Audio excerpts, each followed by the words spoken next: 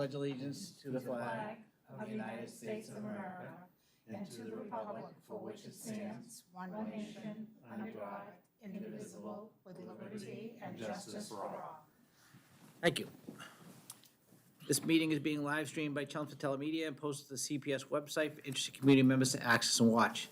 In-person public participation will be taking place tonight in accordance with social distancing and safety protocols established by the Chelmsford School Committee Public Participation Guidelines. Anyone interested in speaking during public input portion of the meeting would notify the superintendent's office by earlier, Friday afternoon. They've been provided with these guidelines, assign a time to attend a meeting to speak. If anyone watching this meeting live has questions or comments to share, they're encouraged to email one of us during the meeting. We'll read their questions or comments during our second public input session at the end of the meeting. So welcome to this meeting of the Chelmsford School Committee. Our first item on our agenda is approval of the minutes from our meeting on July 20th. We'll take a motion. I make a motion to approve the minutes from July 20th. July 20th. Second? Second, great. Any corrections or comments on the minutes? All right, all in favor? Aye. All right, 4-0. Sorry, can you just give me one sec here? Yeah, somebody's, Okay, all set. So that they had no sound. Okay. yeah. So it's all set now. Okay. But I just I wanted think to, it's a new system, so yeah. we're on. All right. Great. Yeah. So, all right, you got that too, okay. Yep. Okay, I'm sorry. any good news anybody wants to share at this point? School starting school. Okay, that is good news.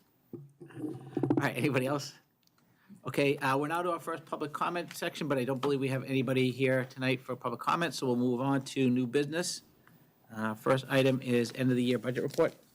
Yep, if you recall at the July 20th school committee meeting, Joanna had run through all the end of the year financials with us for fiscal '21. So I'll just turn it over to Joanna, just a brief little update for you for the current year that is now closed before we get too deep into fiscal '22. So Joanna. Thank you. So at the last meeting, we were very close to the final numbers, and now they are final. We had a budget of $61,667,000 in fiscal '21. We expended $61,175,097.24. We have open encumbrances of $1,491,902.76. So zero remaining budget is available. And you had also approved at the last meeting some final budget transfers from 29 favorable categories to a couple unfavorable categories. And all that is reflected on these final reports. And then you had also approved that with some of these favorable variances, we build additional allowable reserve in some of our revolving funds, such as transportation, athletics, school choice, and school nutrition. And all those journal entries have been made. Again, you credit the revolving fund and you debit the local budget, building your balance in the revolving fund. And we'll go over that report next. And then at this time, I'm not recommending any more budget transfers or any more journal entries. These are the final figures. In the encumbrances are for unpaid bills, things we haven't got bills for yet, is that? Correct. Okay. Things we expect to, we started the work last year. We expect it to continue. Most of the time, it's 60 days beyond the close of the fiscal year. And then as those bills come in, we will charge them to what we call carryover POs. Any other questions on that? Just the year-to-date expended includes the encumbrances. On my memo, expended is cash out the door. Okay, And then encumbrances is like an open purchase order. okay, And we expect to pay those bills over the next couple months. okay. So we've used all of our budget. Okay, great, thank you. Yep, Can I ask, just on the report itself, yep. so I just want to understand, it says fiscal '21 grant and revolving fund summary. Yes, The balances here is what we have available as total grants and so on. going into the coming fiscal year? Correct. Most of the, so, yeah, that's a good segue. We'll just go kind of through the sections. sorry. No, we'll go through the sections of the report. So the very top of the grant and revolving fund summary were some, actually, 2020 grants that were multi-year that we finished spending in 2021, and all those are done. Okay, But I leave them on the report to just kind of look as a year look back. good. The next section were all of the new 2021 grants. And most of those were fully expended. Some of them are multi-year, such as the entitlement grants, and those we will continue spending in 2022. Some of them are ending pretty quick here, like the end of August. So we will make sure that those are fully expended by the end of August, and then those will move up to closed and done. Did that answer your question? Okay, So like, for example, the first one in the second section, Fund Code 102, we were awarded $1,027,025 in that grant, and we fully expended it. So we'll file a final report, and that's done, and we won't see that grant anymore. But then if you go down further, for example, let's go midway down towards the bottom, Fund Code 305, Title I. We were awarded $200,809, but we only expended $40,903.94. So that balance, that's a multi-year grant, 27 months, will carry over into fiscal '22, and we will continue spending on Title I in fiscal '22, and then you'll see that move kind of to the top of the report when I present this in fiscal '22. okay, Okay. thank you. Yep. Do you want to just mention, like, say, the revolving fund Yep. balances are as of June 30th? Sure. And then the bottom, the middle section is smaller grants and also circuit breaker. Most of the ones in the middle section are private grants that we will fully expend, and then circuit breaker is right there, kind of Fund Code 310. And that we are at the maximum balance we can have right now, $2,330,272. And that's based on what year? 1 year of revenue. Right. And so that revenue figure was the revenue we received in fiscal '21, but it's kind of based on the prior year's claims. So you're a little in arrears. Okay? And then the bottom section is grants and revolving funds. So these, so like the very first one in the column at the far right is what the balance will be. It's a cumulative balance that will carry into fiscal '22. So the school nutrition fund is the 1.3 million. And we were building that reserve, as you remember. We hope to fund the McCarthy kitchen improvements from that fund. Athletics, that balance is $469,000. The other larger ones are Community Ed, Childcare 507, that balance is 1.3 million. School Choice is up at 2 million. Transportation, 654,000. Turf Fields, 132,000. So those are the larger ones that we were intentionally building the reserve. In case we don't have revenue or have some other expenses that would be allowable under those funds. Any questions on any of that? So this at the bar carrying into fiscal '22 is everything we've got. In terms of grants?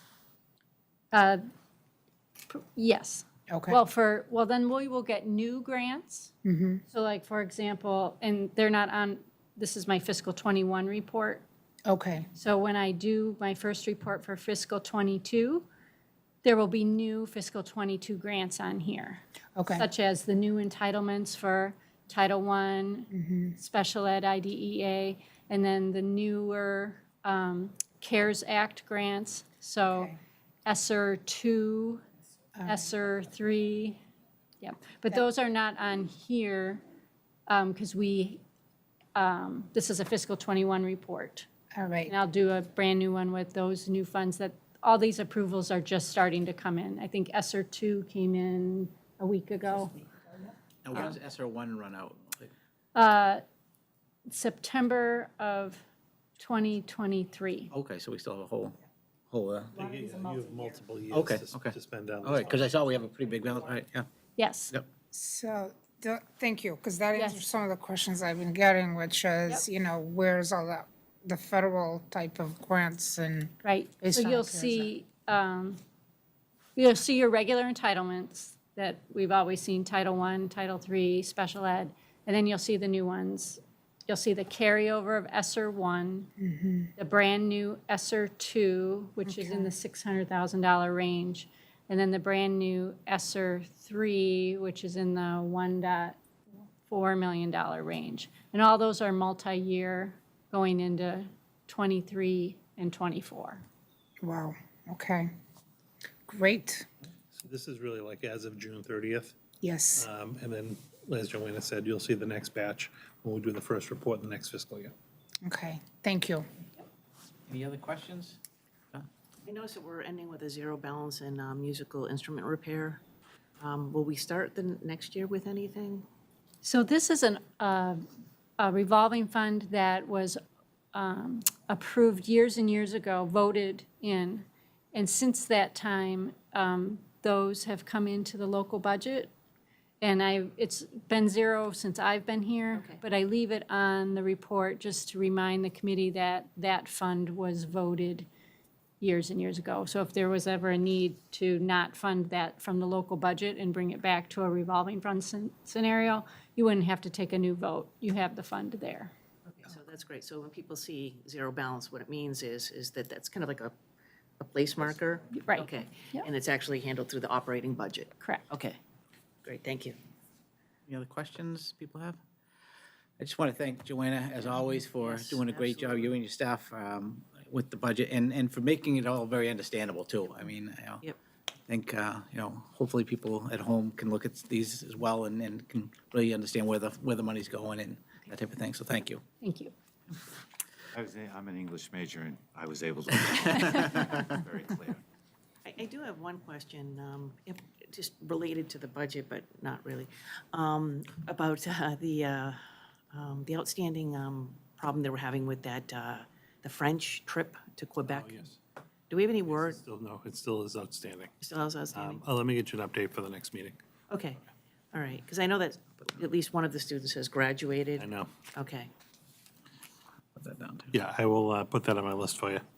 It was with legal, so I'll send you a communication on that. all right. All right, any other questions on budget? Great. All right, next item on the agenda is superintendent evaluation. So in tonight's packet is a copy of the final summary of the superintendent's evaluation for the 2020-2021 school year, along with some of the comments made by committee members in their individual evaluations. So what I'll do is I'll just go through the final summary document, and then if anybody wants to add anything, any thoughts or anything to what's already in there, and you'll have an opportunity to do that. So for those watching at home, the way the evaluation works, the superintendent is rated in 4 different standards as either unsatisfactory, needs improvement, proficient, or exemplary. So in standard 1, which is instructional leadership, superintendent was given an overall rating of proficient. In standard 2, management and operations, the superintendent was given an overall rating of exemplary. Worth noting that all 5 members gave him that rating of exemplary in that standard. In standard 3, family and community engagement, the superintendent was also given an overall rating of exemplary. In standard 4, professional culture, the superintendent was given a rating of proficient. So the overall rating of the superintendent for the 2020-2021 school year was proficient. Along with the rating is a general summary statement. I'll read through that. So the 2020-21 school year was challenging on many levels, but under the leadership of Superintendent Lang, the Chelmsford Public Schools not only survived, but they thrived. Starting in the summer, the superintendent and staff began to put together plans for a return to school while dealing with a global pandemic. With the help of working groups, including staff and parents, and using guidance from local and state agencies, the district developed learning options that not only provided families with choices for their children, but also allowed the flexibility to move from one learning model to another. From the beginning, the health and safety of staff and students became a priority, including strict protocols for hygiene, mask wearing, and distancing. As the year proceeded, pool testing was introduced, and once vaccines became available, opportunities for staff and then students were provided. Because of all this planning and the willingness of the staff and students to do their part, members of the Chelmsford School Committee experienced minimal numbers of COVID cases. While dealing with the pandemic certainly took the spotlight this year, the other elements required to run a school district were not neglected.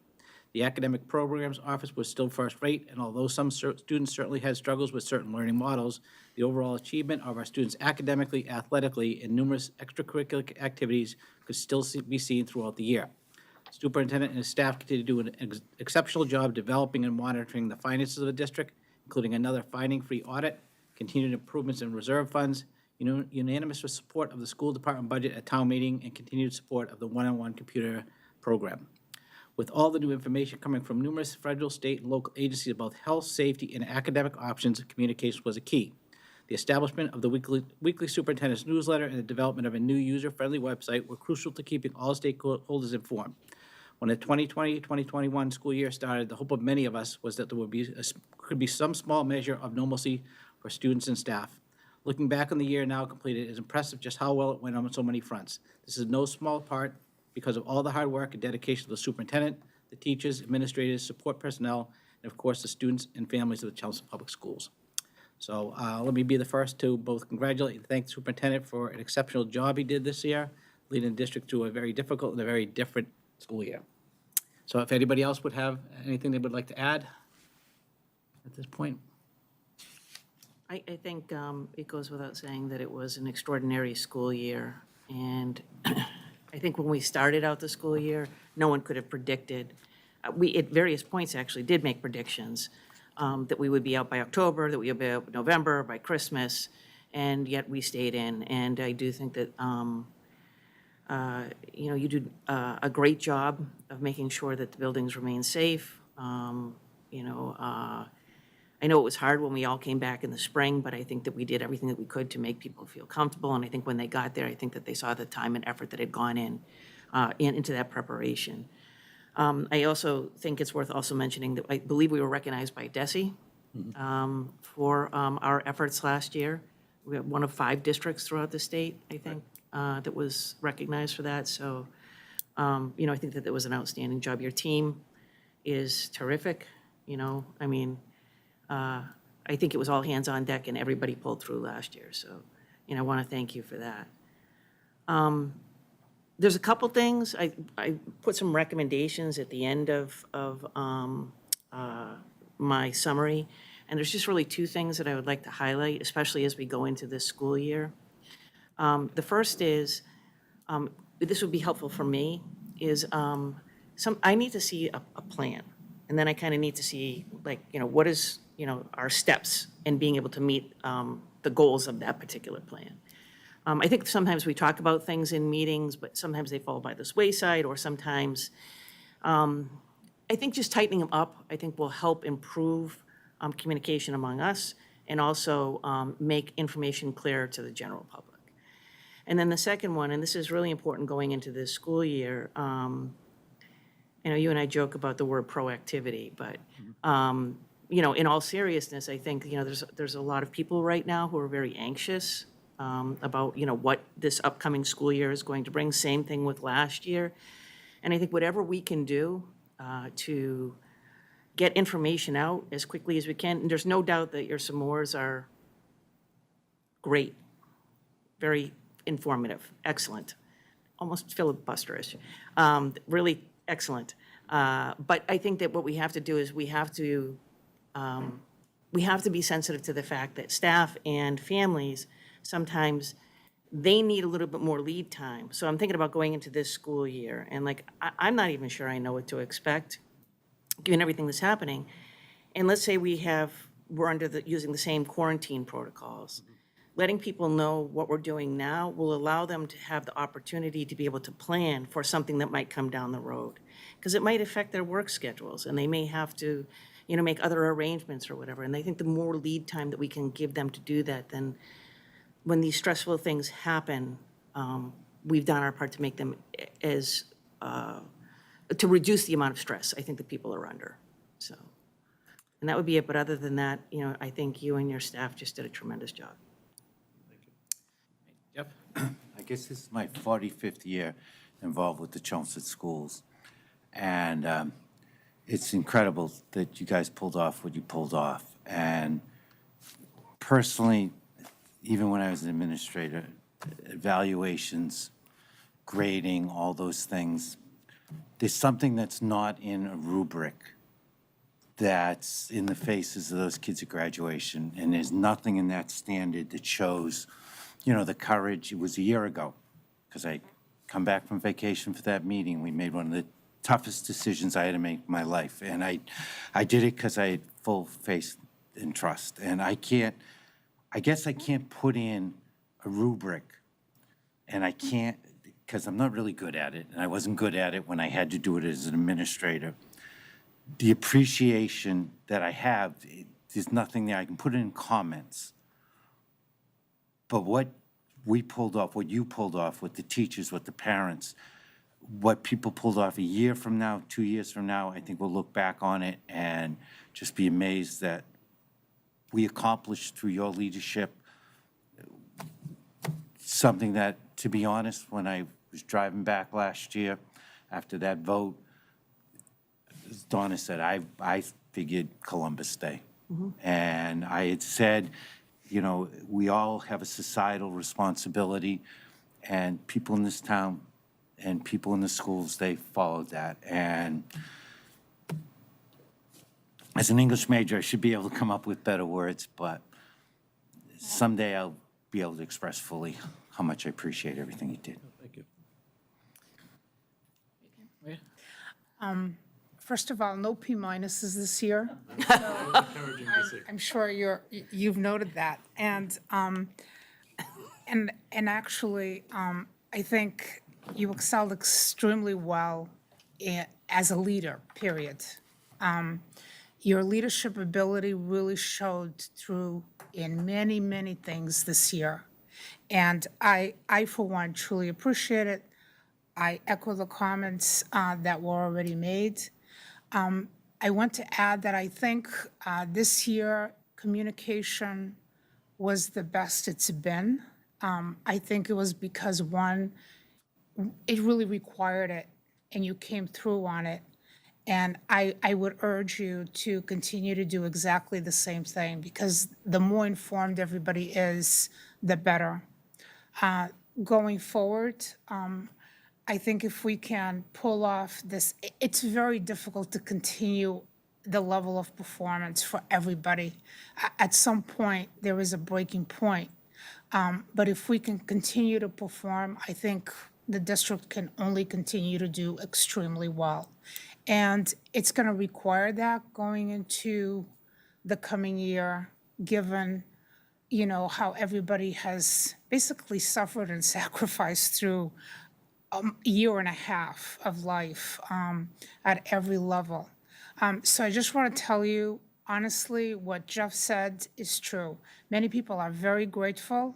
I am too. I look at my daughters as we're going around looking at schools when they're leaving this district next year, and think that I'm there with a bunch of other people from many, many different districts as we look at the schools, and I'm thinking we did pretty well.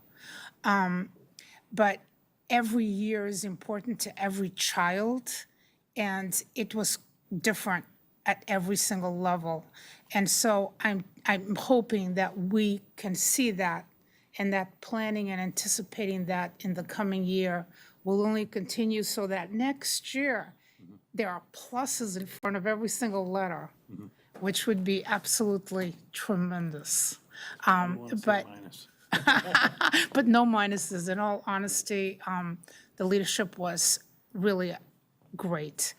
I would also urge you, please, to try to get as much as possible communication and input from staff, and that they feel totally open to giving that input at every level of decisions. And that will also continue us at a very high standard of delivering education to everyone. So thank you again. I appreciate it.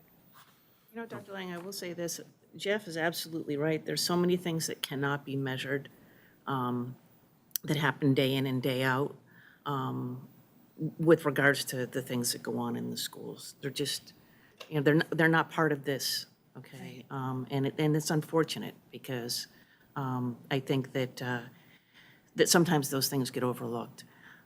But, you know, for people that are watching, if, you know, one of the things that I always take great pride in is when I look at our numbers, our MCAS scores, our graduation rates, and things like that. And I look at the money that we get from the state, and I look at the money that we get from the town, which is terrific, but, you know, we could always use more. What we turn out relative to what we get in terms of money is extraordinary. The condition of our buildings, everything, every aspect of what we do. You know, our theater program, our athletics, our academics, our facilities. So, you know, I just want to echo what Jeff said too, is that there's a lot of things in here that are not measured, and they deserve to be recognized. No, I appreciate it. I won't go on too long. I don't want to filibuster. But I thank you for your comments. I mean, I think this was an incredibly difficult year for all of us. I think we acknowledge that. And I even, bless you, you know, had my doubts as we started out the year. I think we, you know, we tried to be as proactive as we could on the communication front. We were challenged a little bit last year, and we find ourselves in a similar position this year, where literally every week or two, there's different information coming out. So it's a matter of trying to manage that information, put it in a way that can be understood and easily kind of consumed by our parents and our students. And that is something that we have to deal with and we struggle with a little bit from time to time. But, you know, I take you on that, and that's something obviously we'll continue to work on. I think last year, you know, staff-wise, could not have asked for people to step up and be more cooperative and put in, you know, the 110% that they did at all levels of the district. I mean, if we think back to the March when we closed, you know, even our food service staff, you know, still came on site every day to make, you know, meals for families and to send them home, and that continued all last year. Our custodial staff did a phenomenal job. You know, our custodians themselves and our cleaning companies of just keeping the schools, you know, in pristine shape, you know, for the age of the buildings that we have, so that, you know, we didn't have any kind of health concerns or spreads or things like that based on that within the buildings. Teachers, paras never worked harder trying to figure out what teaching kids in front of you was going to look like at the same time when you had kids at home, you know, on a computer screen in your classroom. And you're, you know, for the first time, you're kind of thrust into this trying to make it work. And I honestly think the product that we put out was the very best that we possibly could have. And when we do talk regionally to other school districts, everyone, even the other districts, tried as hard as well, but I think we actually fared far better than a lot of districts, and I think that's going to play off for us in the long run. And, you know, I very much appreciate the you know, the ratings, but also just the comments. I take them to heart. I'll take those into consideration this year as we're putting our programs together. But as you mentioned, Donna and others, you know, I wouldn't be successful if, you know, as a school committee, we weren't on the same page and supportive of the direction that we wanted the district to go in. So it is a team effort on that front. And then I'm supported on a day-to-day basis with the individuals here and even, you know, the other admin of the district that make it possible for us to be able to, you know, work with the 5,000 students that we do on a daily basis. So I'm only as good as, you know, everyone else who's supporting us, and I very much appreciate the work that everyone put in, not only every year, but I mean, people went above and beyond last year to make it as successful as possible. You know, I truly, you know, I appreciate that. But I want you to know I do take the comments seriously.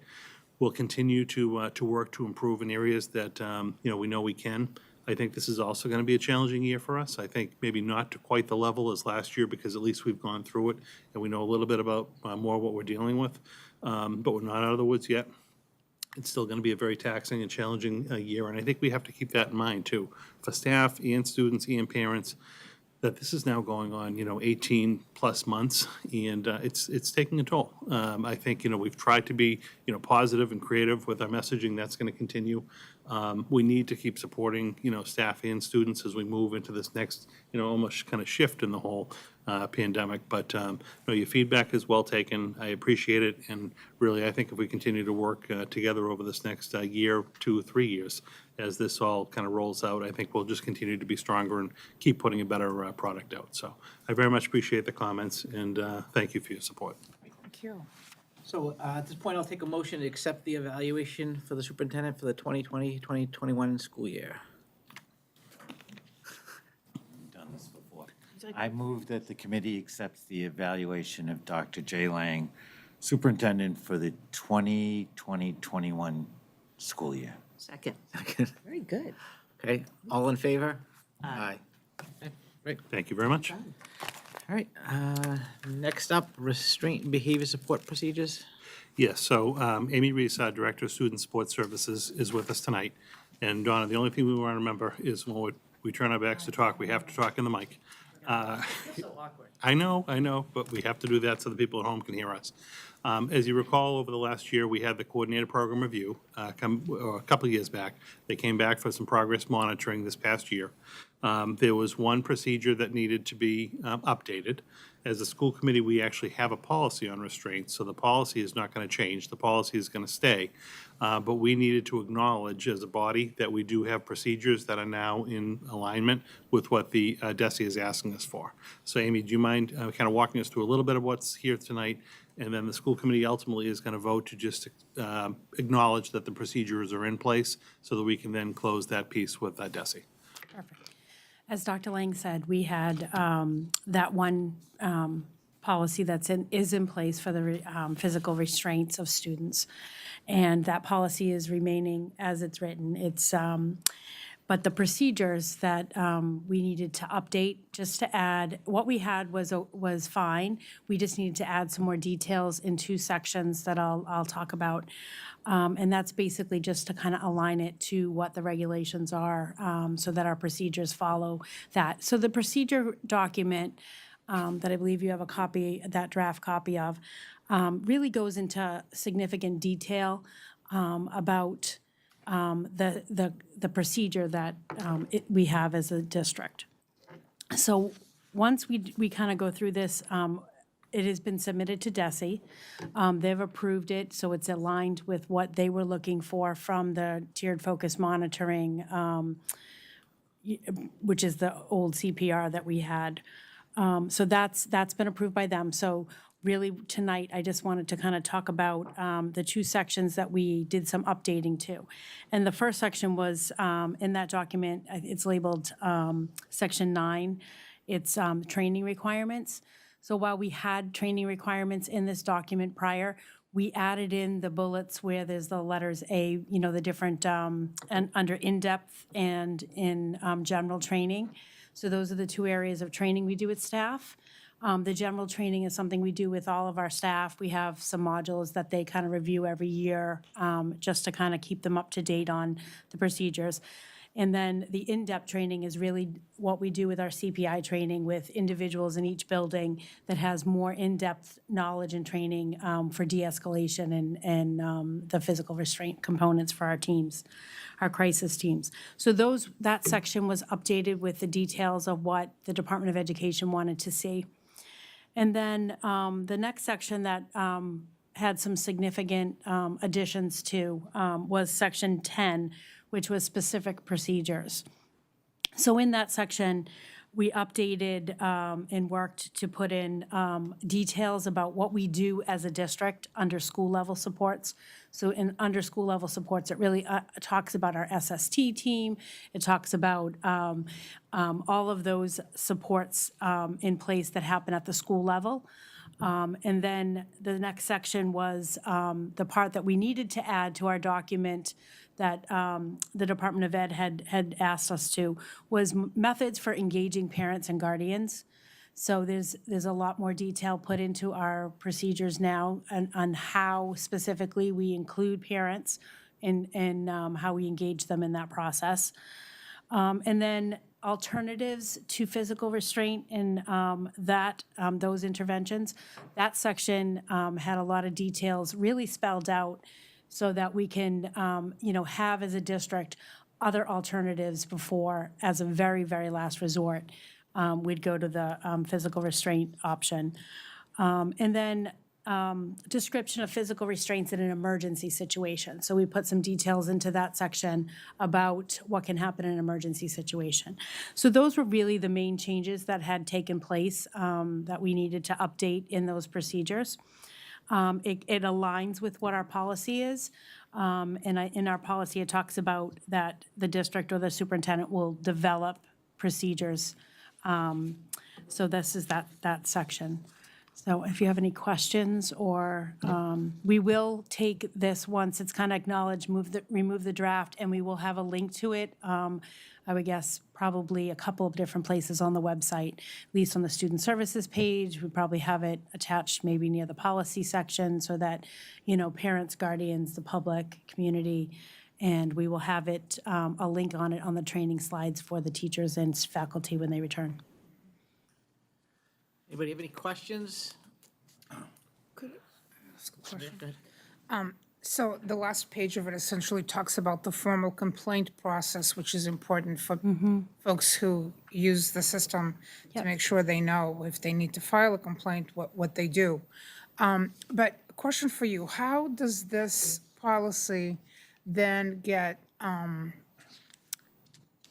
investigated, or who next is going to be looking at how Chelmsford Public Schools is implementing this policy?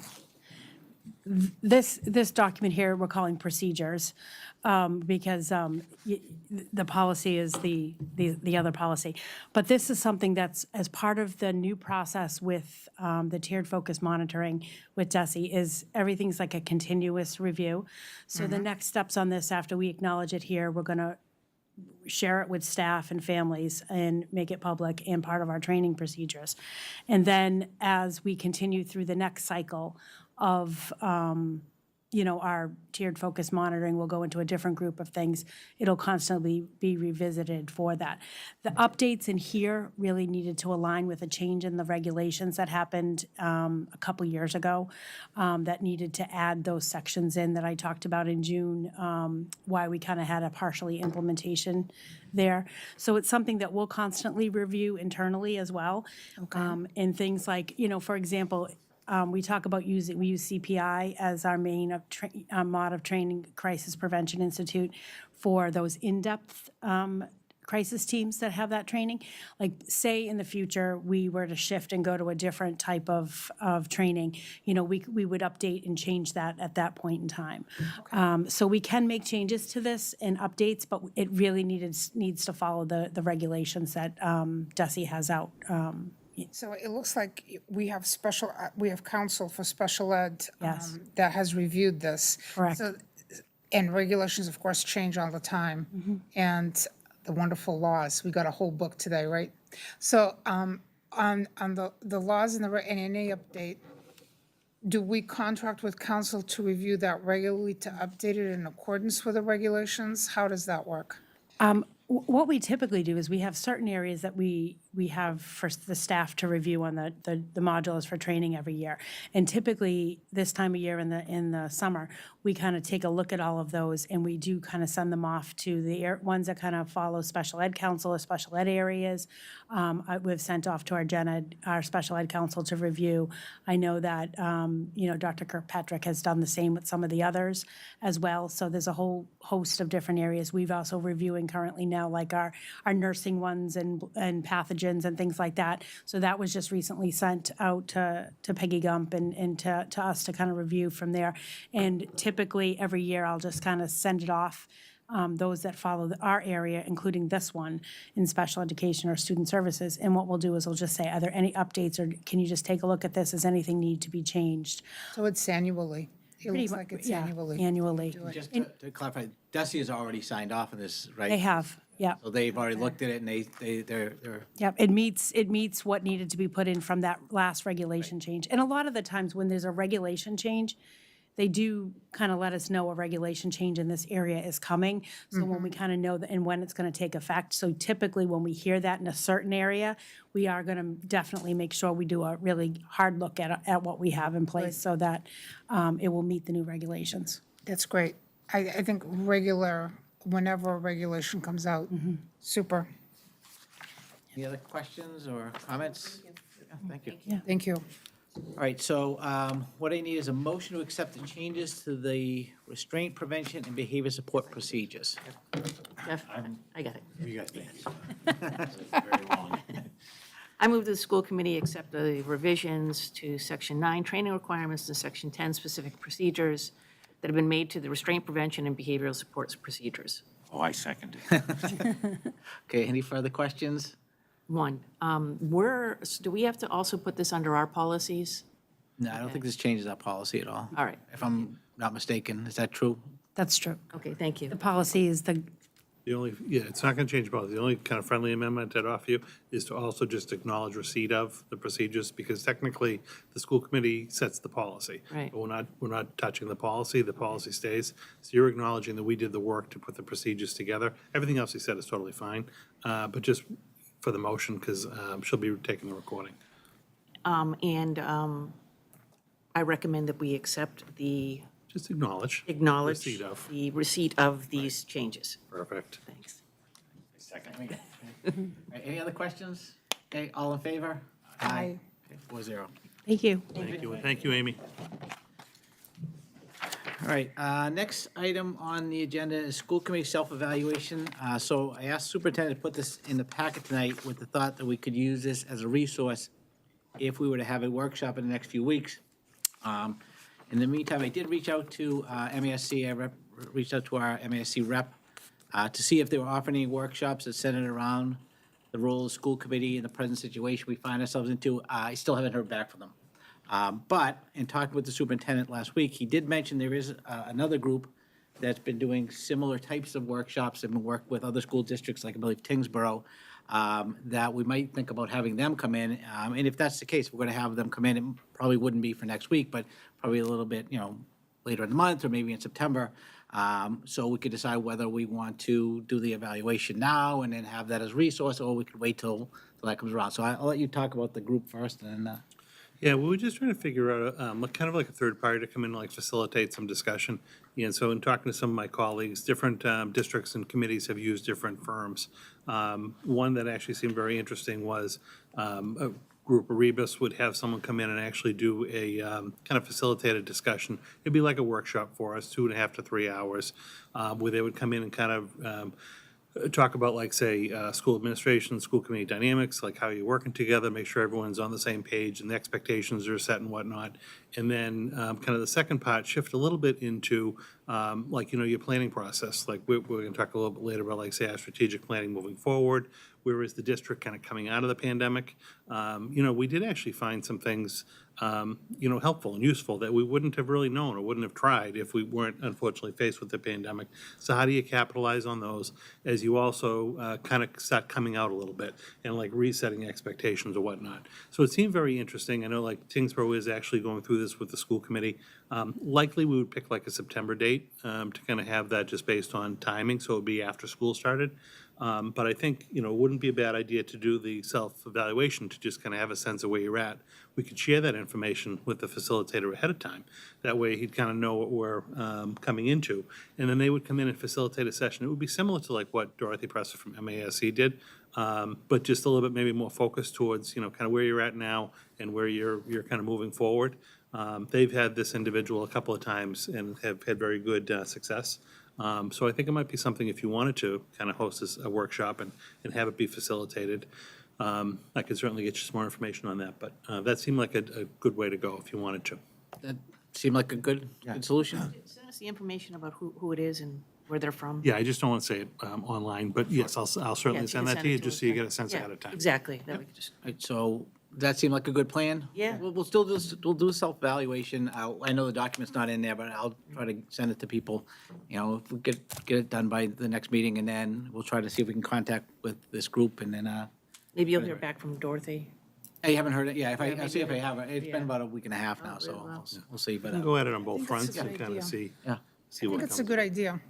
Okay. Yeah. All right, so why don't we do that? So I'll get you a copy of the evaluation form, and then we'll get that done for next meeting, and then we'll contact that group. Right. Yeah, I did just as an aside, I did figure out also, because when I emailed you the packet, the one report that I couldn't put in was the self-assessment behind the cover page. Yeah. It's because our new website is accessible to accessibility standards. The assessment was a picture. It wasn't an actual created PDF that was like, say, searchable for someone who was having, say, reading issues or whatnot. So we weren't able to upload it to the site, so that was the fault. So I did email you the document, and I'll work over the next couple of days to actually get that tool in like an OCR acceptable format so that it can go up to the website. But I did figure that out today. So you do have it, though. I sent it to you in email, but it just couldn't go to the website because it wouldn't have been accessible to someone from the outside, potentially. So that was interesting to find out, too. Great. All right, any questions on, so I think that's a good plan.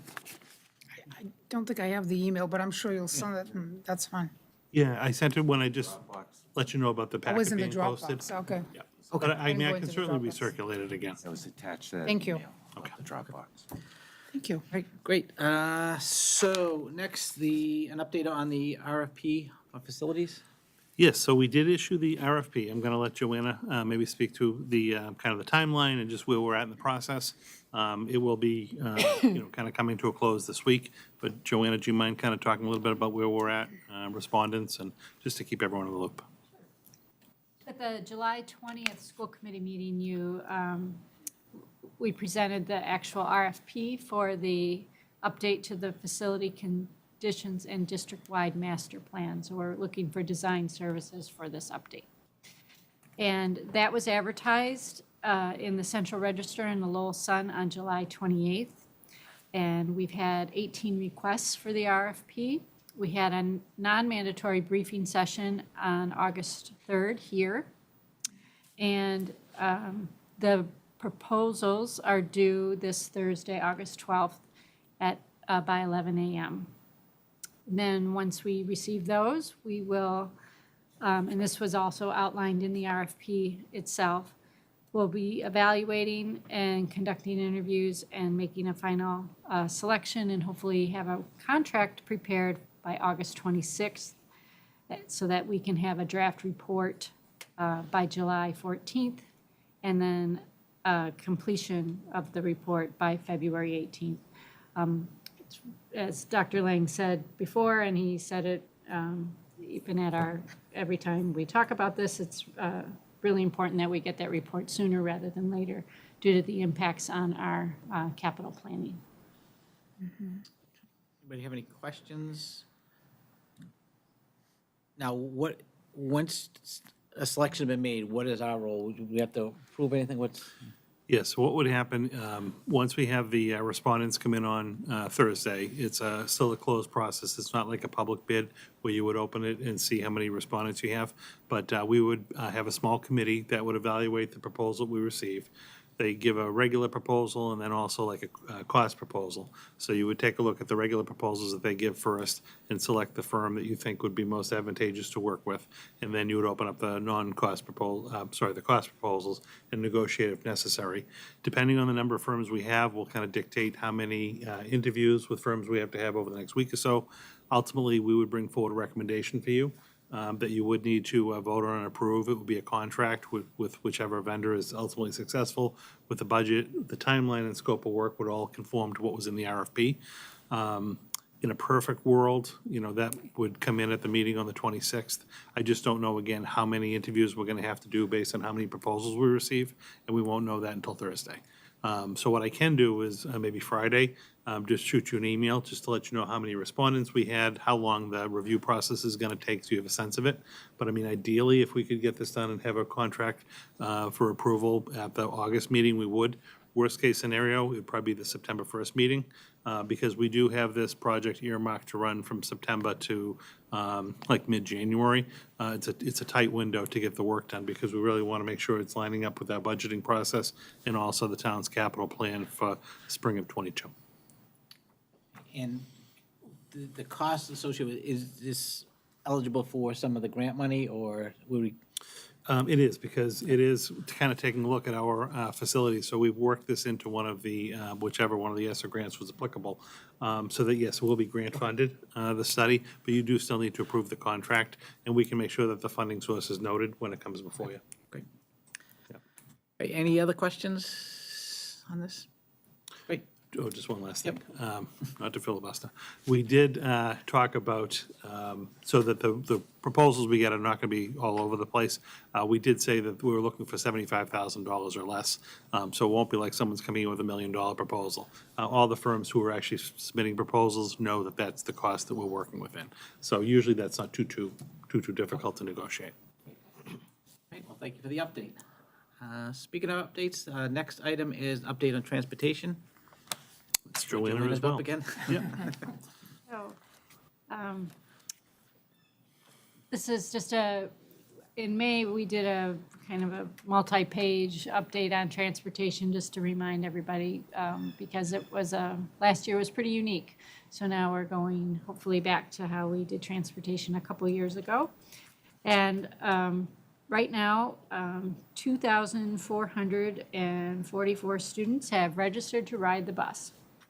And in a typical year, we have 3,400 students ride the bus. So we still have a ways to go. We have sent out, I think, 3 or 4 Connect Ed messages, so that's good. You seem to get a little flurry right after you send that off to remind people, but you don't want to oversaturate them with, requests. And we will have, 29 buses making 3 runs a day, getting the students to or from school. Reminder that, K to 6 over 2 miles is free. And even if you're free, you still have to register to ride the bus. That's the big message, always, every year. Please register to ride the bus so we know you're there and can build an efficient route and bus stops that hopefully make everyone okay. And that's the main update. Any questions on the bus? So I was looking at going forward. Yeah. So we're going to start making the bus routes in mid-August. So if anybody registers after that, then that may take some time to readjust, correct? The bus routes in order to accommodate them. Right. Okay. So there may be a waiting period. Right, well, they'll hop on the regular route. Right. And we'll put them on an existing bus stop based on the information we have. And then once we learn more between mid-August and mid-September, then we typically make adjustments to the bus stops at that time, once we get everybody in. Right, thank you. I just want to make sure people understand that. Yeah. Could I ask? Yeah, I mean, just to, to Donna's point, that is key. Yeah. Like, we need data to be able to produce the first set of runs for the first day of school, because everyone needs to be notified. So when we kind of lock into those first runs, those runs and routes are set. People can still register for the bus, but we would have to basically bump and move everyone else on the run to accommodate a new person coming on that route. And we don't want to do that without giving fair notice. So you will get a bus stop. It'll be on an existing route. It may not be ideal or perfect for you if you had signed up ahead of time, because you might have been assigned to a different stop. But then after the school year gets going and most people lock into the runs, we do look to see if there are adjustments that need to be made. And that at least gives us time to be able to notify everyone else on the run. If your stop is going to get adjusted or your time is going to go up 5 or 10 minutes, that does make a difference for families. So we just need the time to be able to do that. So we just want as many people to register now as they possibly can, so that we can lock in those initial runs.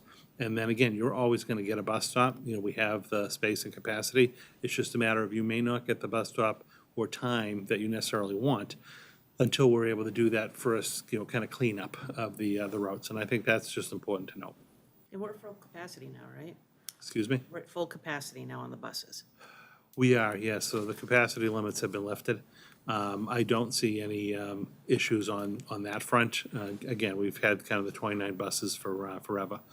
So we'll be going back to the more traditional school busing for the fall. Even for, say, the high school, it'll be the more traditional bus runs that we've done. But yes, we're at regular capacity for the fall as of right now. Okay, and I think that's very important to make sure we say that again. It is full capacity, which means 29 buses, and includes the high school and so on, because I've been getting some questions on this, to make sure of that. Now, we're about 1,000 students off from the total in the past. And enrollment to us is not 1,000 students off, right? So as far as we know, Yeah, student enrollment wise, we're back to full. Okay. Like the students that had withdrawn for the year, say, to homeschool or whatnot, vast majority are coming back. So we're Okay. seeing those registrations come in. We're going to be at full enrollment, not capacity, but like we're back to regular enrollment. We are lagging on the bus signups. I don't know exactly what the lag is from. If I had to speculate, I do think that there's probably an element of our families who, and we've talked a little bit about this, who either figured out last year that it wasn't as bad as they thought to drive their own child to or from school. They're kind of comfortable doing that. Maybe they carpooled with someone else and it was working for them, and they plan to try that again. We also may have some families that just don't know, again, what school or busing is going to look like in the fall, and they kind of want to wait and see. But we are down a good number of riders. So what I don't want to do, and like to Donna's point, we do have to lock in on those first runs. We're Right. not trying to upset, people, but if we end up getting 250 or 400 or 500 people coming in late after we've already set up the runs, we're not going to have good data to be making those first passes, and we may have to make some significant changes once September hits. okay. So that is a little bit of a concern. Do you want to talk about, I think one of the things that some people have a question in their mind is, is masking going to be required? The distancing thing is not an impact on busing this year, Correct. but is masking going to be required within a bus? And I think if people know, if families know what that decision is, then you're going to get some more people who will respond. Yeah, so, I mean, we're gonna have to have the discussion about masking and face coverings, Yes. later on about like school and whatnot. On school buses, this is a federal regulation, masking is 100% required. So whether the school committee has any kind of waiver or whatnot on something else, students have to mask if they're gonna ride a bus. And that's a Department of Transportation regulation, we cannot overdo that one. So all students, K through 12, who do ride the school bus, will have to be masked this year, unless federally that changes, but as of right now, that's been cut and dry, that's been very clear. Will the bus companies be doing the level of cleaning they were doing last year in between pickups, the changeover from schools levels? Yeah, the bus company actually did, I think, a pretty good job last year of trying to do that. So we'll work with them on like whatever the protocol is, because again, even like on a week-to-week basis, we're getting a little bit different information, and we are gonna try to hone in on what it is. But we'll work with that, and we'll be able to, at a future meeting, kind of explain what that level of care or concern is gonna be. We are gonna have, say, the bus windows, the recommendations to have them cracked open again, so we're gonna be kind of dealing with that as well. Again, masks will be required, but we're not gonna see the distancing requirements that we did previously, which kind of hurt our ability to transport everyone who wanted it. Well, I guess the message for the public is that busing is going to be as it had been in the past in terms of. As close as capacities, possible, yeah. Except for the masking, and that, if you're on the fence or you're considering, the sooner you can register, the better off it's going to be in terms of bus routes, so. Just to help us be as, productive as we can and with, kind of crystal clear bus routes. Right. Great, thank you. Anything else on transportation? Right, great. All right, so moving on, next item, 2021-22 Return to School Guidance and Planning. Yeah, thank you. This is a report I'll just share with you. It was a memo in your packet, and I think to Donna's point, actually, this just kind of shows a little bit of the, kind of the volatility. This is great. And just to kind of summarize for you, like, just since mid-June, how every week or two, different information is changing. I'm not going to read through every point, because you have that, and obviously if the viewing audience wanted to see it, they can read the packet as well. But, a couple of big notes, I guess, is, back in mid-June, right as we were getting out of school for the year, DESE did advise us that, for our planning for the fall, all the different health and safety guidelines were going to be lifted at that time. And then it was right after the 4th of July, the CDC came out with some federal guidance that talked about, mask wearing for individuals who, weren't vaccinated. If you were vaccinated indoors, it wasn't required. It was just going to be recommended. So you had, those number of changes that came from CDC. Then, July 19th, American Academy of Pediatrics issued their recommendations for schools. And I just wanted to kind of show all the different, groups that are kind of weighing in on this and how you do see varied, information. And at the very, when we're making these decisions for going back to school, in my mind, and I know yours as well, like, we want to do what is best to be able to allow us to operate, in-person school for this year. That is, and that's another question that we've received from time to time, will there be a remote option? There will not be. I mean, DESE has been very clear about that, and like, we'll even put out a little FAQ on going back to school in the fall. And there is no remote option. We all are in person, so that's been very clear. And people are really talking about, masking and who's going to be required to and who should and who shouldn't. So that's a debate that's kind of happening, across the country. I wanted to kind of lay out for you exactly what we were getting and just to show for you, how the guidance varies from group to group. Right in Massachusetts, because again, when you see like a CDC guidance, they're giving something for the whole country. Mass DPH and Mass DESE has been a little bit more focused on what's happening here. And again, the recommendations, I think at this point, we have to just kind of go on. The state is not going to come out and give us any clear direction as to what has to happen. This is frustrating on so many levels. I mean, the superintendent's group, everyone is just very frustrated about this. But it really leaves each locality to their own to figure out what they want to do in this particular process. The best I think we're going to get from DESE or DPH is kind of strong guidance or, strong recommendations. But I don't think we're going to see definitively any kind of stance that says you should mask, you shouldn't mask, or whatnot. And even if it says you shouldn't mask, it still then falls back to the local to figure out what to do. As we go through this again, and I do know this is a hot topic, I wanted to point out to you that last year, we had actually adopted the MASC kind of model language on face coverings or masks. And there was a whole procedure that basically required K-12 students, when they're indoors, this is the gist of it, indoors to be masked. Whether they brought their own mask or the district provided the mask, that was a requirement for staff and students. Now, we didn't know this at the time, but that really is whether you're vaccinated or not vaccinated, masks were required. That policy that you created is still in effect because that policy would actually, you'd have to rescind that policy for it to change. So I just wanted to make that note for you. So as it stands right now, based on your current policy that's on the records, all of our staff and students, K through 12, regardless of vaccination status, would have to wear masks indoors for the first day of school going into the school year. That's where we kind of stand right now. Again, I wanted to point for you, there is some pending legislation that would actually, it could happen. I mean, I actually hold out more hope that that would happen to give some direction, whether people like it or not, as opposed to like a state agency kind of giving a clear directive on what's going to happen. But that would actually mandate that all K-12 school staff and students wear masks indoors. Aside from the masking, kind of debate, there is the whole issue around, your protocols, your close contacts and stuff like that. We're not going to get into that tonight because we're still, again, weekly basis, things are changing. We're going to be working with our school nurse coordinator, Sue from the Board of Health. And at our next meeting, we kind of will lay out for you what those going back to school procedures are based on the latest and greatest, kind of wisdom from all parties. But I wanted to flag for you tonight, because I am going to start messaging, to your point, kind of going back to school and what it's going to look like. And as of right now, based on your policy, we will be requiring all staff and students K-12, regardless of vaccination status, to wear masks indoors when we return this fall.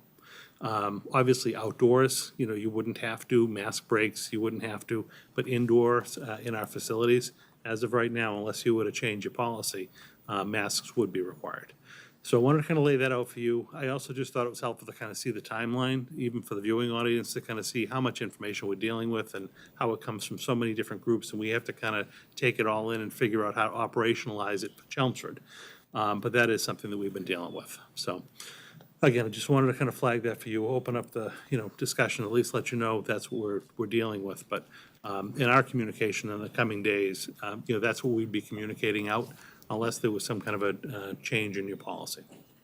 Thoughts, Donna? Just two things before we begin the discussion, that I just wanted to make sure that we're clear on is the Department of Education has said that there is no remote option. So this is not a district decision, this is their decision, correct?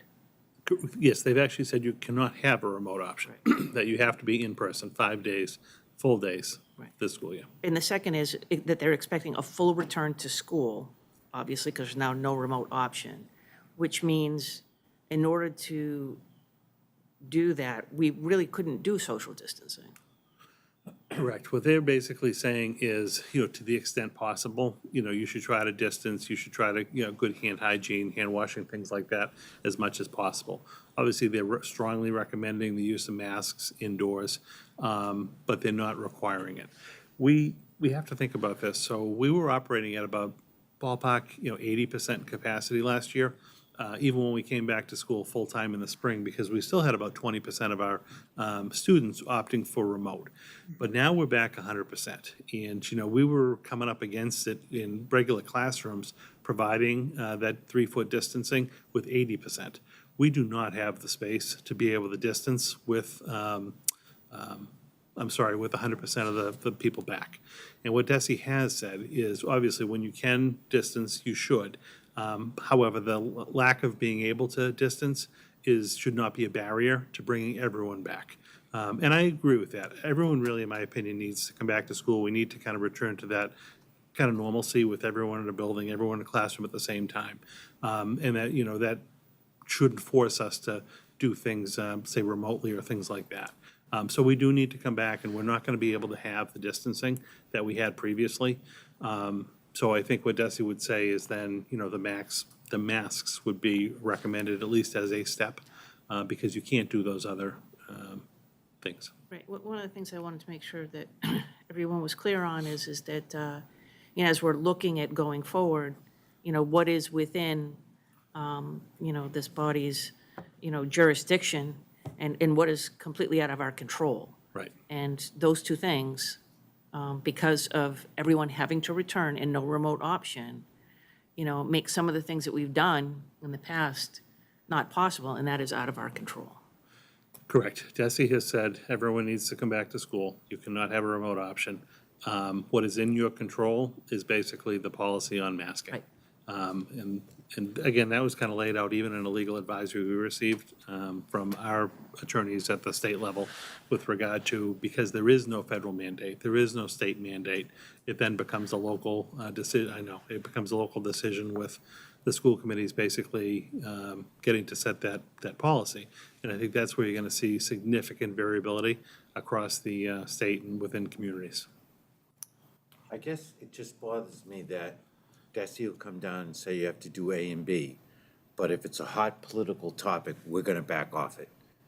And I guess the same thing, I feel the same way about the federal government, the governor and everyone else, that obviously voluntary getting yourself vaccinated so that we could have herd immunity didn't work because people were selfish about it, and they turned something political that shouldn't have been political. And I guess it just bothers me. It was like last year we came up with a plan of how we were going to return to school. And we all approved it, and the state said, oh, no, now we're going to demand something else. And I guess if you're going to demand A and B, you should demand C and D.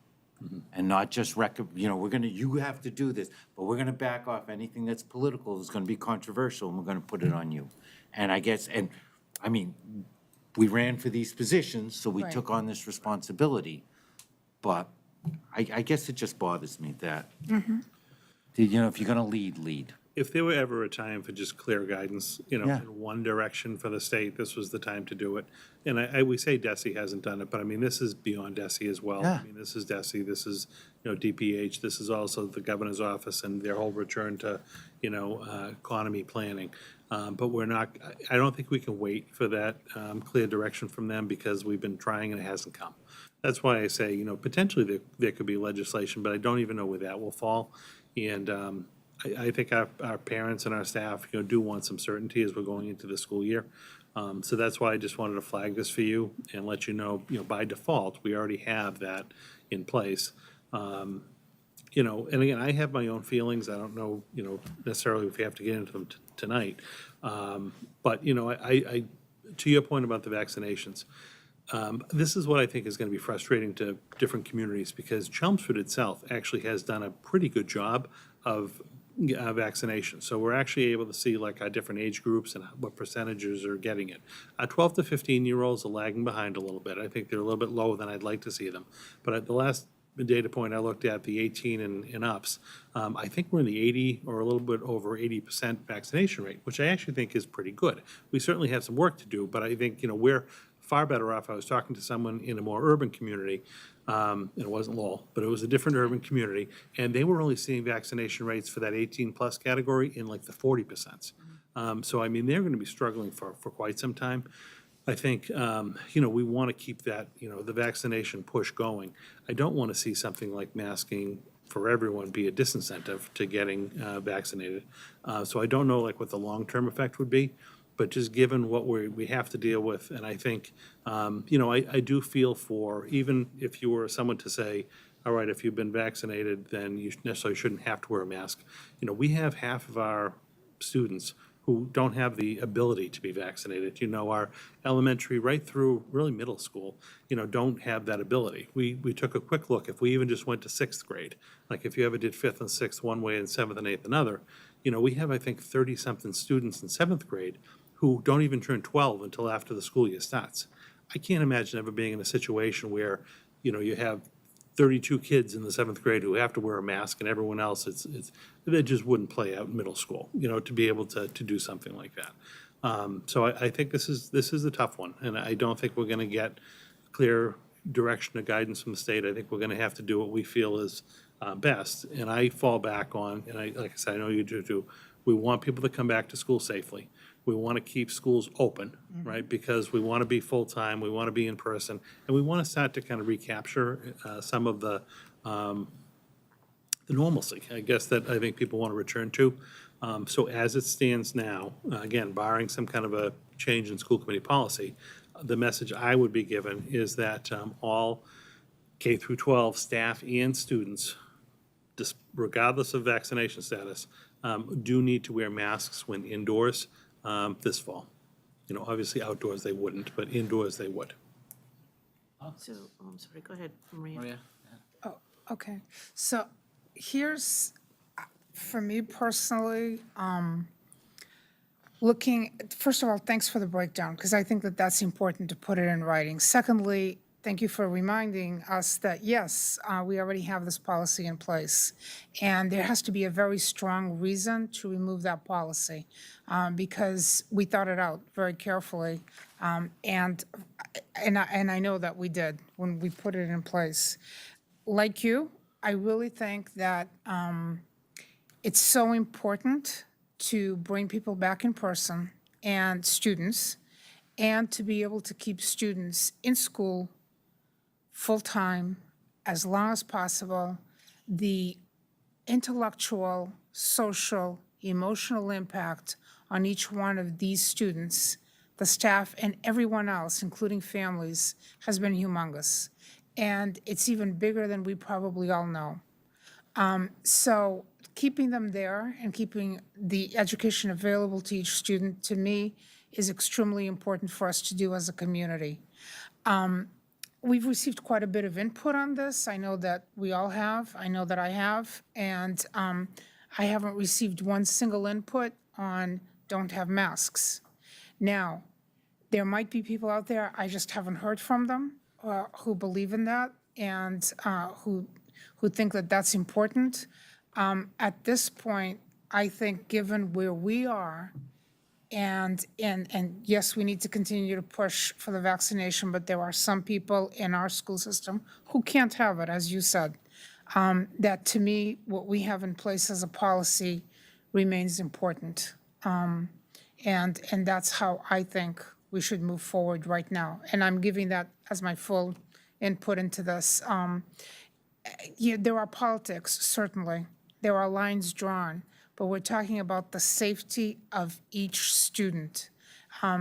That's what we were elected to do, is to provide education and access to education, my belief anyway. And so I think that that's important, that we allow full access to education. And masking seems to be required. Two things. I agree. I think that K through 12 is the way to go. We may have students in the 8th grade who have siblings at home who are in elementary school. So to be in school unmasked and then to go home, possibly carrying, the virus would not help the kids, their siblings at home, to remain healthy. We do have one line in here, though, and I think we're going to need some clarification on this. It's a K through 12 school buildings on school grounds. So would that include our athletic program when they're outside participating in team sports? No, it says later on outside. is- sorry. Yeah. Yeah, I read the same thing. Outside, later in the policy, it has exceptions, and one was mass It breaks. says while eating- outside. Yeah, Okay. mass breaks, eating, drinking, physical education, and outside. All right, so I do want to make sure that we're kind of clear on that. Because I know we're talking a lot about, certainly getting kids back in school, but these extracurriculars are really important, too. I think I can take another pass at this Yep. policy for like some of those exception type things to make sure they'd be covered or not. Last year, we did defer quite a bit to like the MIAA Yes, regulations. I was just about to ask that, yeah. On that, just because, our outdoor sports programs, by and large, by the time we got around to the spring, did not have to mask. I think also largely because it was an outdoor sports season for the most part. In the spring, I know we had volleyball.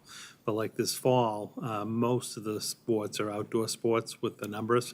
But we do still have, I know girls volleyball is it's an indoor sport.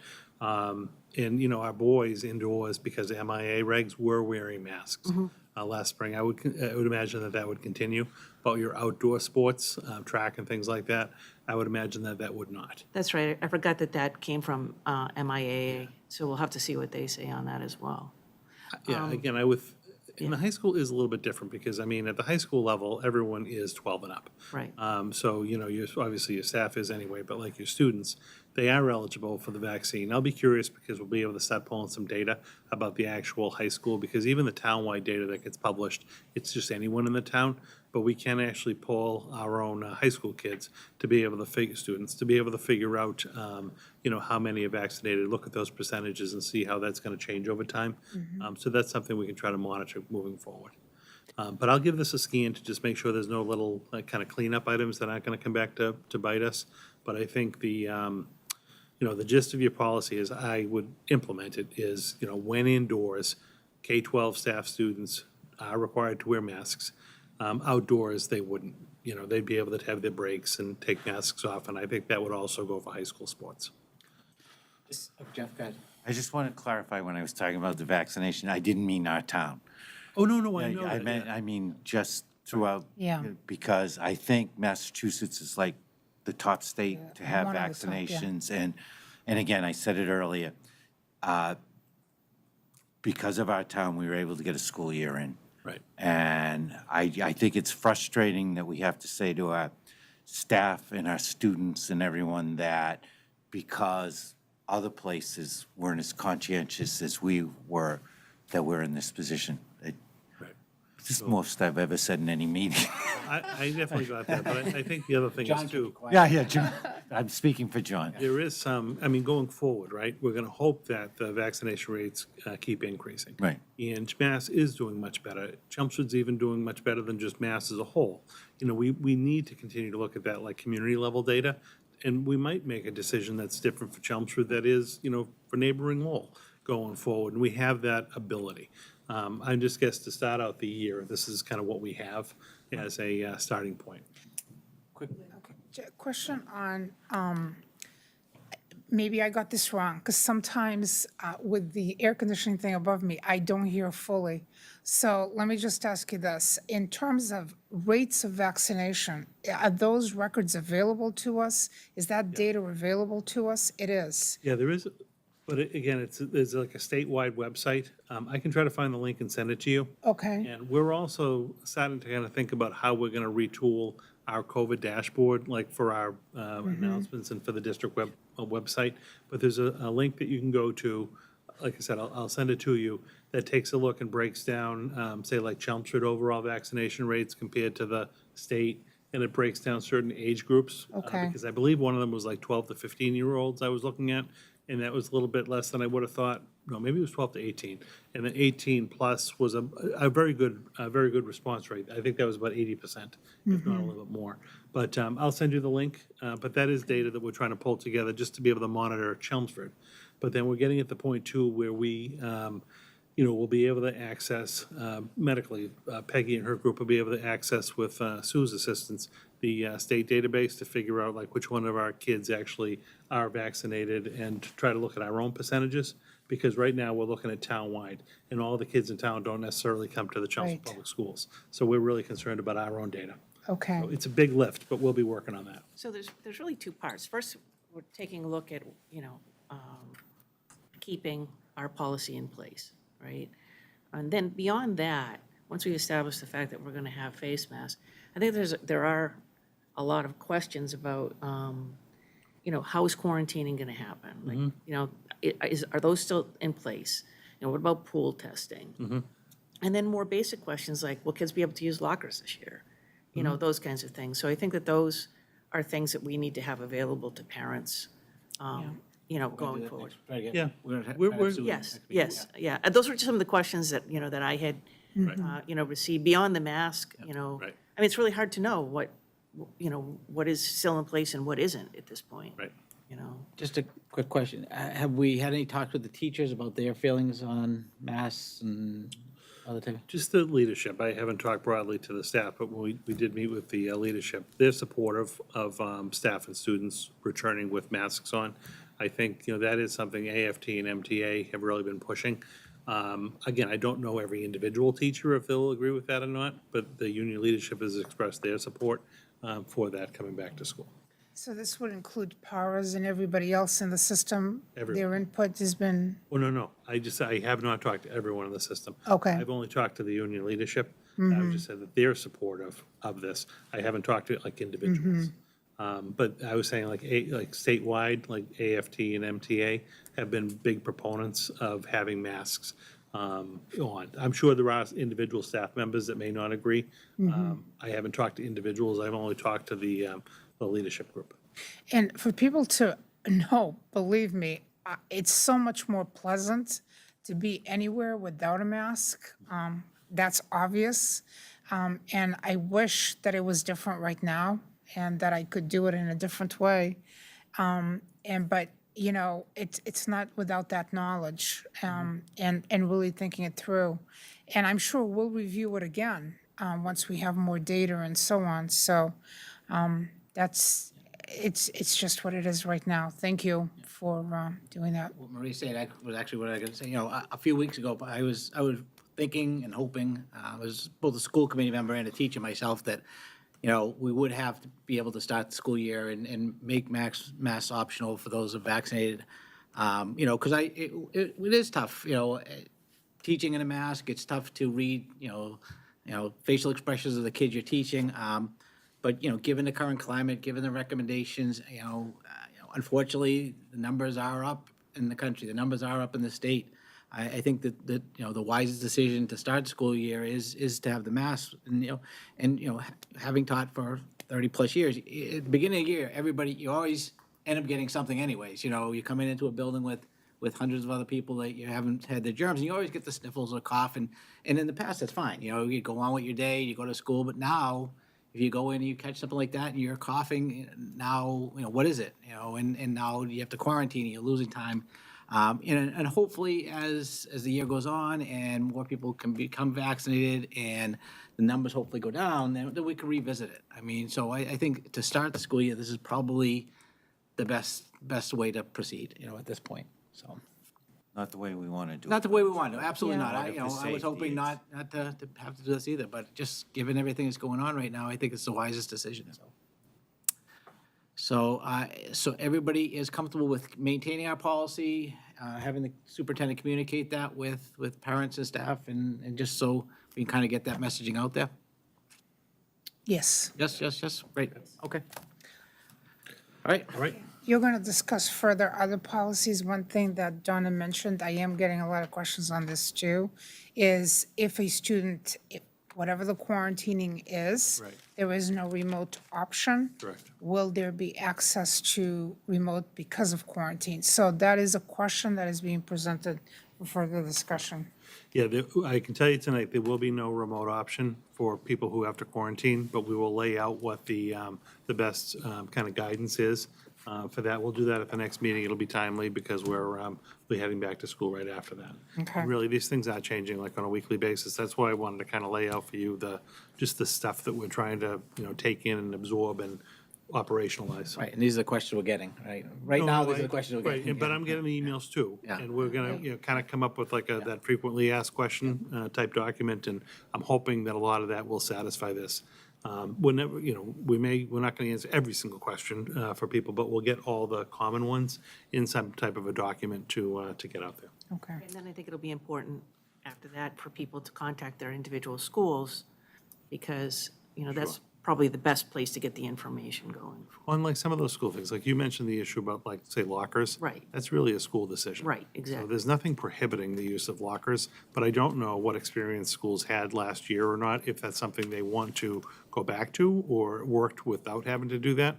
But, COVID-related wise, there's nothing prohibiting it, but it really is up to the individual schools if they want to utilize them or not. So yes, that would be more of like a school-based question. Okay, anything else on this subject? Okay, thanks for getting that kicked off, and Yep, hopefully no, we you're can- welcome. More to come. Yep, more to More come. to come. All right, next item is strategic planning process. Yes, I just wanted to give you an update, because again, I know this is another hot topic. We're actually going to have, because Linda's even going to talk in a few minutes about some of the diversity work we're doing. We're going to have some pretty significant projects coming this year in the middle of just the regular reopening of school. But we're going to be working with a group to do the facilities work. But we do need to go back and kind of revisit and restart the work on the strategic plan. And I think, again, to Maria and Donna's points about like the plan, this will be timely and important to kind of get the whole district on the same page about how we're going to move forward. So I did want to let you know that we've had some discussions, Linda and I, with groups, kind of, again, third-party groups that come into districts and actually do some work on strategic planning. During the 1920 school year, we had kind of started on our own, putting our kind of follow-up plan together. We did have some community sessions. We got some pretty good input. We were looking at some draft plans right around that winter when we ended up going out in March. Obviously, the work on the strategic plan stopped at that point because we were just focused on trying to keep, schools open and operating. The last year was also a little bit chaotic. We weren't really focusing on the long term. It was kind of in-time management. But we've met with a couple of groups who I really think would be excellent to come in and again, provide some broader perspective than just say Chelmsford in kind of helping us figure out, what's really going well. What did we like from, what did we take as positives from the pandemic as far as our practices go? And then where do we want to go over the next, say, 3 to 5 years in our putting our plan together on how we're going to continue to improve the district. And I think also with some facilitated sessions and work from an outside group, it will help with staff buy-in, with community buy-in, to make sure that we're all kind of rowing in the same direction. So if not at the next meeting, the meeting after, we will hopefully be presenting to you a recommendation to contract with a group to be able to come in and work with us over the course of this coming year on that planning process. The cost associated with this is also allowable under the, let's say, one of the ESSER grants, because it will be focusing on how is our district going to be coming out of the pandemic and what is going to continue, what's going to look a little bit different. So we have a funding source for this work. Again, a couple of really good groups we've been talking to about possibly working with us on this, so I am excited about it. And I think, to, again, multiple people's points, to just kind of all be working on that plan will be helpful. We have stressed with all the different groups that this needs to be pretty front-loaded, that this is going to be extensive, a lot of time and effort put into this. We would like the work to begin right after the start of the school year. We need to get September going and a couple of weeks in. But by mid-September, we would like to start the work, and we would really like the work to, it's about a 6-month process. We'd really like the work to be wrapping up in the winter. So that as we, again, kind of getting into budget season, as we're starting to talk about maybe even how to use our ESSER money for 23 and 24. It's timely. We have that plan that we can all kind of agree that we're going to adopt. And then also over the springtime, we can be sharing that with the community so that when we leave for the school year and then get ready to start, the 22, 23 school year, we're all on the same page, kind of launching that plan. So I know that there's been a lot of questions, but we actually have been doing a lot of behind-the-scenes work on this. And if not the next meeting, the September 1st meeting at the latest, we'll have a recommendation for you and probably a little presentation about what the work will look like. And I think you'll be very happy with the result. Okay, any thoughts, questions? No, I think it's a good idea. I mean, it's gonna be a big project, so, Yeah. Yes, okay. but exciting. It's definitely going to be a plus, Maria. Not a And minus. it's exciting because it's moving forward. This is so It good. is. No, that'll be good. I do think we have to keep in mind, and I do get excited sometimes about this stuff, but just like the bandwidth of the people that we're working with, staff, because we're going to have many different, fronts kind of going. So we just need to make sure, we kind of don't tap the same people to work on all these different projects. So that's something we just have to internally do. But I do think it's going to be exciting moving forward. Great. Thank you. All right, next, equity and diversity professional development. Yep. If Linda could give us a little update. Yeah, so just to give you an update, I know that in the past, just to back this up a little bit, as we started working on this topic, we started some book group work. Obviously, this committee did book work group. We had groups of teachers getting together under the leadership of school administrators, working together to just try and get just our feet wet and what is the next steps in this whole process, given that this is a very important topic. So one of the things, and I've been, pretty vocal about it, is that, we need to have a good foundation before we can move forward. So yes, a book group is great, you can have conversations, but without some, background in this, I think it's really hard to move forward. And in that same vein, we had to think about, well, how do we also make this sustainable, right? So this is not just going to be a 1 year, one PD process, it's going to be multi-year faceted. So in looking around in the different groups that are out there, and I talked about this a few other times, we've been working with a group called Ideas Initiative for Developing Equity and Achievement. So this has been a long-standing group that got together back in the day when Metco started coming into some of the school districts. Several superintendents got together, okay, how are we going to welcome these students, make them feel part of this? So this group has been put together for many, many years and has been providing PD for many districts in different fashions. So in talking to that group, we put together a small little subgroup. We had some union leadership administrators talking with, her name is Karen Thompson. She is the director of this whole project. And they're originally under EDCO, but now they're with the MASS, our association. And we talked about what is it that we should do in Chelmsford? How do we kind of launch this? What would be the next steps? And so through those conversations, we've developed a smaller plan that will allow the school committee to have some professional development. And we talked about some dates. Those dates have changed and they're a little tentative. Still waiting to hear back from Ideas if they have teams of instructors to come work with us.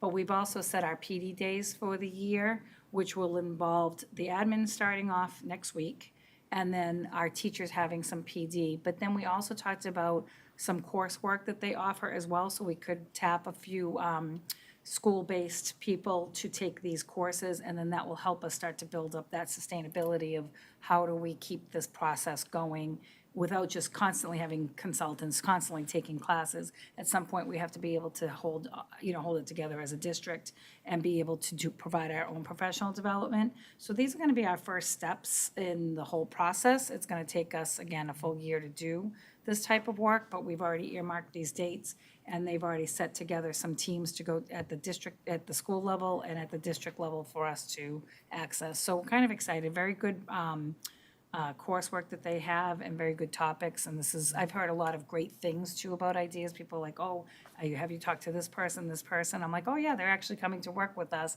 So we're excited for this, and this work's going to start next week with the admin group, and then we're going to branch off with teachers, obviously working with the school committee, because this is something that everybody has to have a piece of. It's not just, at one level or another. Great, any questions on this? Thank you.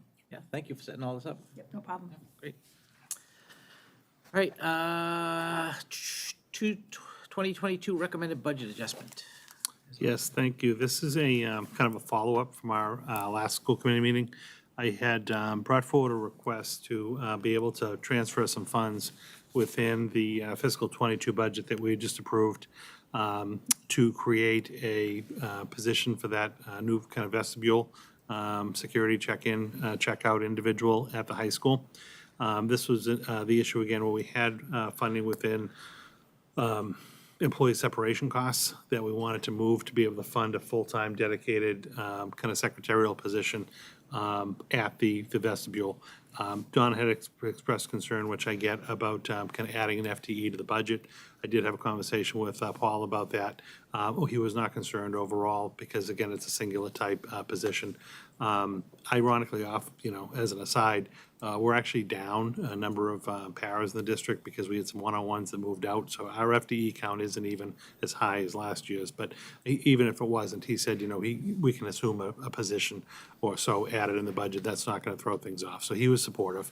He understood the rationale about trying to have that single controlled entry point. He and also, like, say, the police and fire and everything. We've been working on all the different, like, Alice training and trying to really kind of coordinate, single points of entry and make our schools safer. So he was on board. He was supportive. So I just bring that recommendation back to you this evening to be able to allow that transfer that we could post and then have a dedicated person to help us with the management of the entryway. Questions, comments? So this this falls as a secretarial position, so we don't have to approve any new job descriptions. We're just approving the transfer? Yeah, correct. So the position itself, Joanna, could you go let John in? The position itself is a secretarial position that's already identified in the contract. It would just be a 7-hour secretary, 7:15 to 2:15. So the classification of the job is already there. It's just a new position. And what we would end up doing is just adding a couple of additional duties because they will be, say, implementing like our management visitor check-in system. So there'll be a couple of specific duties to that role, but the job already exists and the title already exists, so you don't actually approve a new job description. Okay, any other questions on this? So we'll be taking a motion to approve the budget transfer, whoever's going to make the motion. Okay. I'll give it done. I'm recommending the funding be, is that what am I reading? Yes.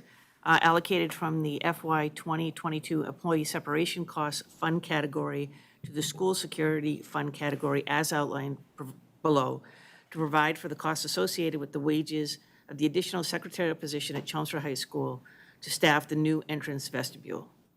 Second. That good? That's perfect. You don't need a dollar amount?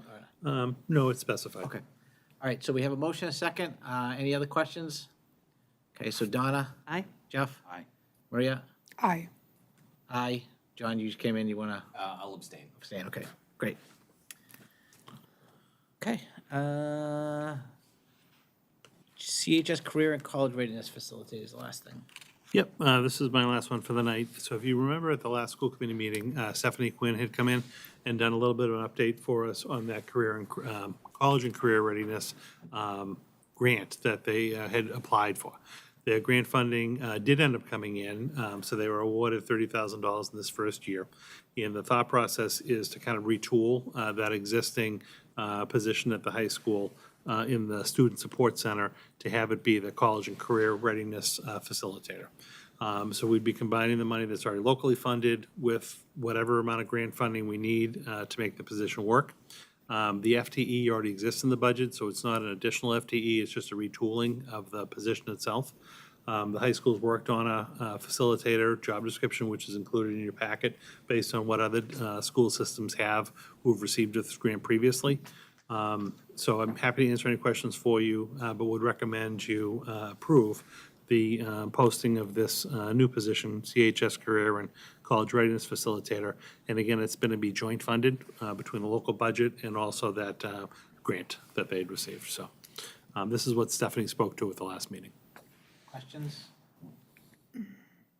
So this year is grant funded, so next year, will it have to become part of the local operating I mean, budget? it'll have to be a discussion when it gets to that point.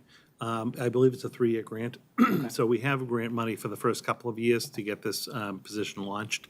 And then another key piece of this is now this individual will be able to represent the district on a number of different kind of working boards, and they may be able to actually identify other funding sources, not only to just sustain this position, but also to support the program itself. So, let's say that didn't pan out 2 or 3 years down the line, we may need to consider that when we're putting our budget together. But they do have sufficient funds for the first couple of years to get this position off the ground. And I really actually, after talking to them and hearing about it, I think it's worthwhile. I do think it'll benefit the high school to have kind of a centralized person coordinating these different initiatives. And, if grant funding weren't available in the future, we'd obviously have to address it like we would any other position, in the budget. But I'm feeling pretty good for the first couple of years that it will be self-sustaining. And it doesn't add to the overall FTE in the district. Other questions? I 100% agree that it's really important to have this position and to have it really comprehensive in terms of the planning for career development and so on. Do we know what percentage of our high school students go on to college versus non-college tracks? We're well into the 90s. We're, In the 90 percentile or above? Over 90, I just don't know the Okay. exact Yeah. percent. Right, I think what's happening too, from our website. maybe this is my perception, but I think that this is happening, is that students are, we have a very high percentage of our students who do go on to college. So we have a pretty sophisticated group, quote unquote, of students who are coming into the high school already thinking that they're going to go on into college possibly, or a career field. And the pathways programs that we're putting in place here seem to emphasize that even more at the high school level. So that means that the planning that occurs by the time, they're looking at career things in junior year. By the time that, now, currently. So by the time it gets to there, you've got students who've already done quite a bit of Googling and whatever else they're doing in order to try to get information. So the level of what this position needs to bring needs to start meeting that challenge more and more, because it's getting more sophisticated on the student end Right. and what the student needs Right. in order to really be ready to go on. So I agree with this, that needs to be done. It's going to be interesting to see at what salary level this position is going to be at.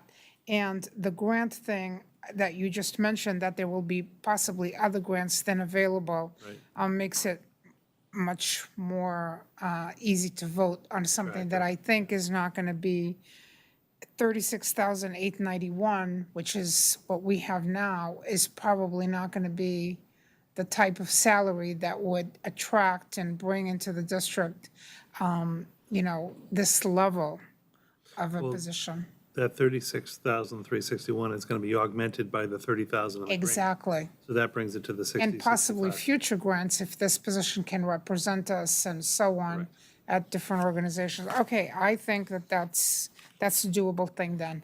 I don't like to see positions come into existence that really have no feasibility No, you're right. in No, terms I hear of what being you're saying. filled and being filled well. Right, I agree. All right, any other thoughts on this? No. Okay, I'll take a motion.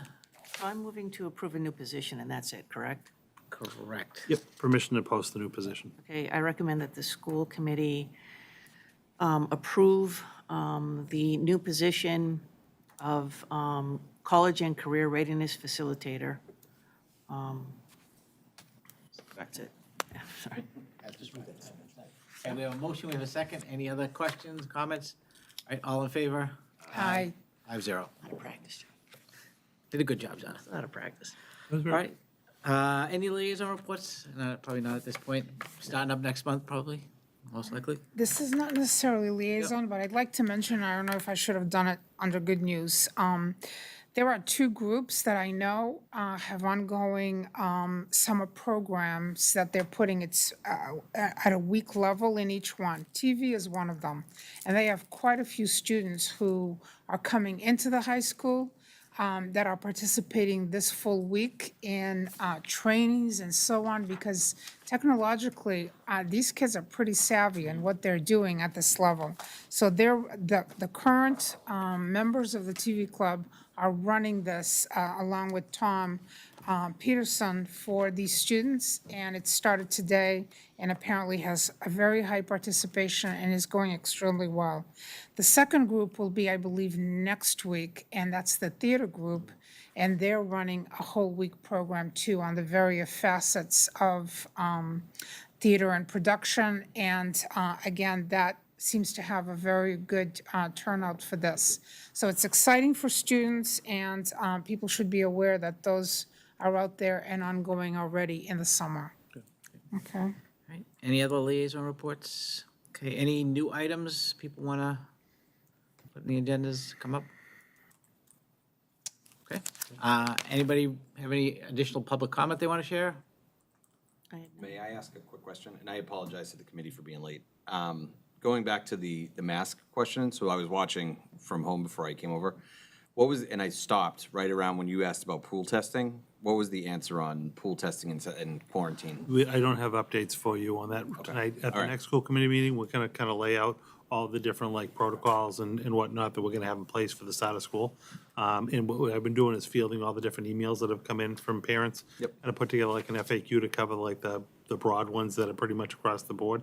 And we'll actually have a piece of the meeting at the next one to go through that. Okay. We were just saying that things are actually changing like on a weekly basis around recommendations, so. No, I saw just the whole wanted to thing. be- Just Yeah, wanted to- but that was where there I was cut no, off. there was no answer. Okay, thank you. All right, anything else before we wrap it up? Okay, I'll take a motion to adjourn. I make a motion to adjourn. Second, all in favor? Aye. Okay, thank you all. Well, at least I was here to close.